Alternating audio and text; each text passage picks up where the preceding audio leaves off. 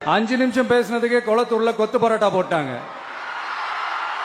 இதுக்கு மேல பேசினா மொத்தமா முடிஞ்சிடும், பாத்துக்கங்க.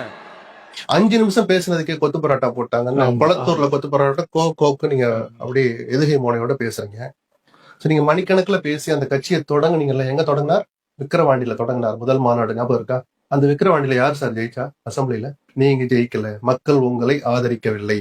அண்ணா திமுக அணியில் இடம்பெற்றிருந்த பாமக இங்க ஜெயிக்குது. கன்னியாகுமரி, திருநெல்வேலி, அரியலூர், நாகப்பட்டினம், திருவாரூர், விழுப்புரம் மாவட்டம்னு இந்த 6 மாவட்டங்கள்ல ஒரு மணிக்கணக்குல பேசுறாரு. 20 நிமிஷம், 30 நிமிஷம், 40 நிமிஷம் அப்படின்லாம். இந்த 6 மாவட்டத்திலயும் ஒரு இடத்துல கூட ஜெயிக்கல. அங்க கொத்து பரோட்டா எங்க போச்சு? நான் நக்கலுக்கு சொல்லல சார். அந்த வார்த்தை எவ்வளவு வலியை ஏற்படுத்துன்னு விஜய் புரிஞ்சுக்கணும். அப்ப உங்களை பார்த்து அந்த வார்த்தையை சொன்னா உங்களுக்கு வலிக்குமா, வலிக்காதா? திருப்பி திருப்பி திருப்பி அவங்களே நீங்க சீண்டிங்கன்னா திமுகவும் சீண்ட ஆரம்பிச்சா நீங்க பதிலுக்கு பதில் லாவணி பாடுறதா அந்த நேரம் போகுமே தவிர ஒரு நல்ல கவர்னன்ஸ் கொடுக்கறதுல உங்களாலையும் நேரம் செலவிட முடியாது. எம்எல்ஏக்களை இழுக்கிற விஷயமும் அப்படிதான். நீங்க உங்களுக்கு இன்னைக்கு ஆட்சி அதிகாரத்தை வைக்கிறீங்க, நீங்க சத்தம் இல்லாமல் பேச்சுவார்த்தை நடத்தி அவங்களை கூப்பிட்டுக்கிறீங்க. ஆனா ஊத்தங்கர எம்எல்ஏ கிட்ட பேரம் பேசினாங்கன்னு எஃப்ஐஆர் போடுறீங்க. தாராளம் பண்ணுங்க. இதே வேலையை அவங்க முழு வேகத்துல பண்ணாங்கன்னா நீங்க அதை தப்புன்னு சொல்ல முடியுமா? நீங்க பண்ணதானப்பா அவங்களும் பண்ணாங்கன்னு மக்கள் ஒரு செகண்ட்ல முடிவுக்கு வந்துருவாங்க.